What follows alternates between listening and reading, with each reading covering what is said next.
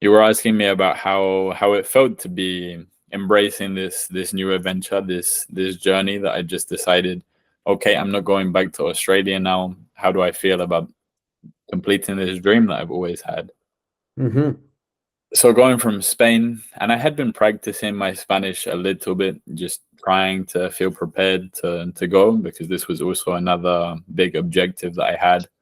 Going to South America, I really wanted to spend my time learning Spanish, because why not? If I'm going to be there, I want to meet people, I want to connect with people, and you need to speak the language to really connect with those things. So I'd been practicing, and then I get on the flight, and there's this Chilean man who I'm sitting next to, and he was trying to ask me something I didn't understand. The girl on the behind me, she spoke English, she translated. Well, he wanted to ask you if you can swap with his wife, if that's okay with you, and because obviously it was a 14-hour flight and they wanted to be together. So I said, yeah, no problem. I didn't care. Why would I care? If someone can be comfortable, I had a normal seat. I didn't pay for my seat. I don't care, you know? Mm-hmm. So I say, okay, yeah, sure. And then she tells me her seat was like 4F. I say, four is sounds very close to the front of the plane. So I'm walking, and I get to the front and I had extra leg room, but this was like, I don't know, like 1 meter of leg room in front of me. This is a luxury that I would never thought I was going to have. And that was amazing that just by saying yes in that situation, I get thrown into like, okay, this is going to be more comfortable this flight. Nice. Instant karma. Yeah. Yeah. It was really, really good. So next to me on the plane, there was a family, a young boy and his parents. Um, and I asked the guy if he spoke English. He said, "Yeah, I speak some English." He was Catalan, and his wife was Chilean, but they were on holidays in Spain, in Barcelona, but they live in Chile. So then I was trying to practice a little bit on the flight with him, and it was like, okay, this is starting now. I really have to try. Mm-hmm.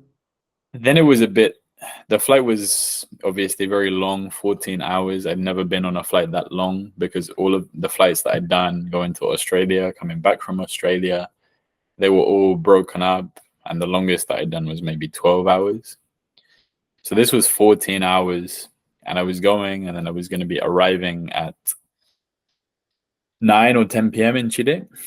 So I remember when we were getting close, maybe 2 hours from Santiago, and you start to see Los Andes, and flying Mm-hmm. over Los Andes is so beautiful. We were in the middle of summer, and you see these amazing snow-capped mountains, and I just thought, wow, like I'm really here. I've really just crossed the whole ocean, and now I'm finally in the continent that I've wanted to visit for so long.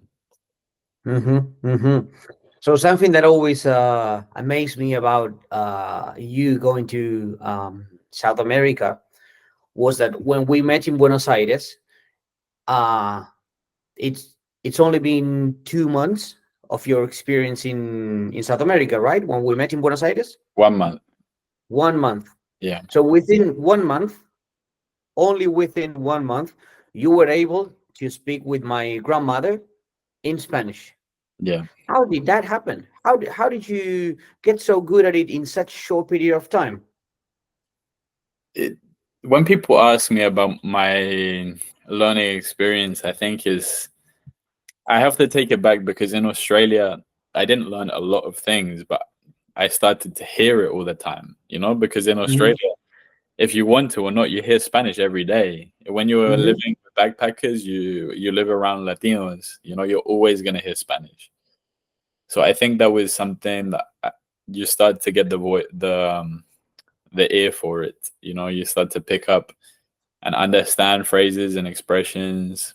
You know, I always ask people, like, how can I be polite? How can I be funny? So I'd use some audiobooks to try and learn things of how to say. I was doing my Duolingo every day, still doing my Duolingo now for French. Uh-huh. But when I got there, so this is the next part. So I text my friend. He said, "Okay, I'm gonna come pick you up from the airport." In And Chile, yes. in Chile, in Santiago. And I told him, you know, I'm gonna get there late. We can talk for a few hours, then we're gonna go to sleep, and then the next day we start. You know, you introduce me to your family, blah blah blah. He said, yeah, no problem. So he picks me up at the airport. We're driving maybe 25, 30 minutes to his house.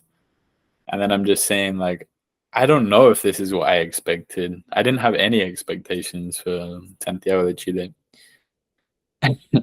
We pull into his house, and even from outside, I had no idea. I had no idea. We go inside, and his whole family is there, and they prepared a welcome party for me. I'm like, whoa, what is going on right now? You know, there were 20 people, like, oh, so eager and happy to see me. And I don't know, it was just they showed me so much love straight away. And this was the hard part. No one there spoke English, you know, just my friend. His brother speaks a little bit of English, and his dad. You know, we worked it out. You know, we could communicate, and I was trying to speak, and we were drinking wine that night and beers.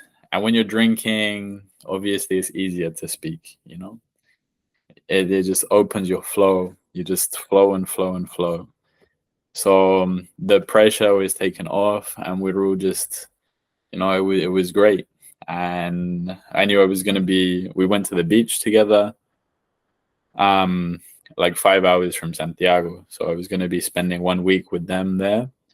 So you imagine being there. None of them know how to speak English, or just a little bit.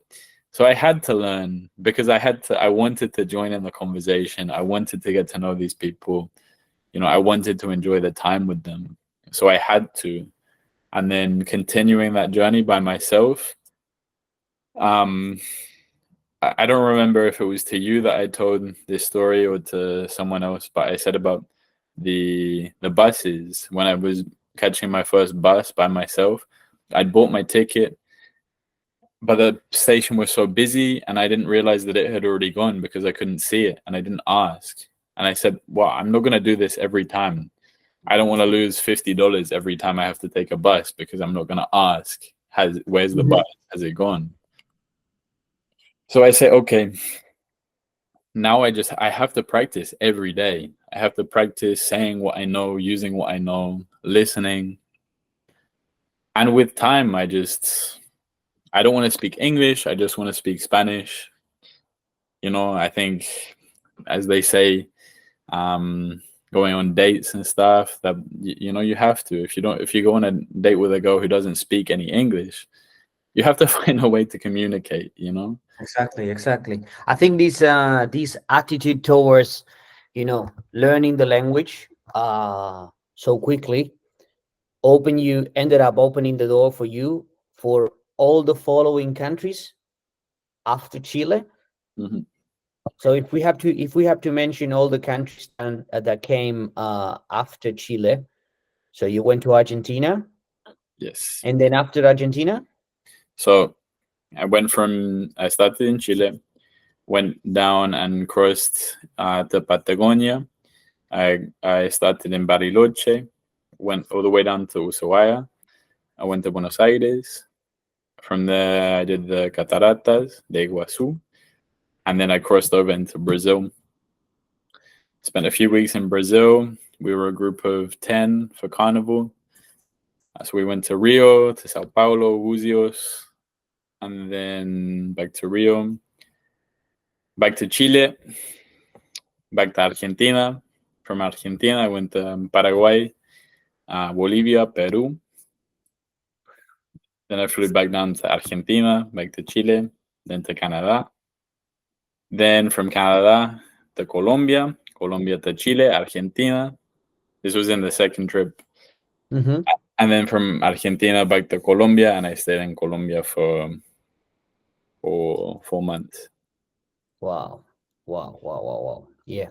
Definitely. You see, I think this is important to remark how important is to get the language, at least to be able to communicate yourself, because otherwise you couldn't have traveled by yourself, in Chile, in Argentina, Paraguay, Bolivia, Peru, all these Spanish countries.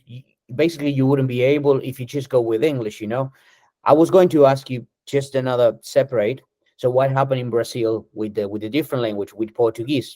Were you able to talk just with Spanish and English? Were you able to communicate? I think this is something that is it's a bit of a shame that I feel like I didn't connect as much with Brazil and the people and the culture because of the language, you know? I mean, it makes sense. It makes sense. Yes and no. Because I think I could get by for sure with Spanish. We say portoñol. Um, Hmm. and you can get by with it, Portuguese and Spanish are similar enough that you can communicate, but you can't to express yourself and to get to know someone. It's not so easy. So I understood things that were going on, but yeah, to really connect with people and the culture, I didn't feel so much. And I would like to return to Brazil and make more of an effort to speak and learn Portuguese Mhm. to connect more. This is what you would call the language barrier, yeah? What you felt in Brazil. Yes and no. Well, I think when I think of a language barrier, I think about people who really like don't understand each other at all. Like Hmm. they don't. Someone who I don't know someone who only speaks English and Russian, for example. I mean, even or Portuguese or Spanish, but like I think with Portuguese and Spanish, there's enough of a mutual understanding. Similarities, yeah. Yeah. Hmm. Okay. And so what does it happen to you when you look back of your journey and you can actually say, so I traveled around South America twice, not once, but twice, and then in both travelings you ended up with a positive conclusion, with a positive experience. um what does it make you feel, the independence of like saying this, like I've been around South America 2 times, and both times I basically had a blast. Yeah. How does it make you feel, I what's your think reaction? it is when you put it like that, it's really like, wow, I feel like I'm on the spot because you don't feel. I mean, personally, I don't feel like I'm thinking about those things all the time. And I don't know if that, you know, if for me it was just like wow, I'm here where I want to be. I'm in this beautiful continent. I feel so lucky to be here. And now I look from afar like, wow, I wish I wasn't doing this shit where I am, going to the same job, doing the same thing, trying to build a routine. I wish I could be there again in that moment. I think it's really, I say this, and I know the other side isn't so easy. It's not so easy to just up and go and just decide, okay, I want to live in Colombia now, I want to live in Argentina. I'm not so naive to know that just going to those places doesn't come with its own problems, but it's a very different life. It's a very different life. And I think there to really see and get to spend time with the people. So happy with Mhm. everything. The people really make the most of the time, you know, spending time together.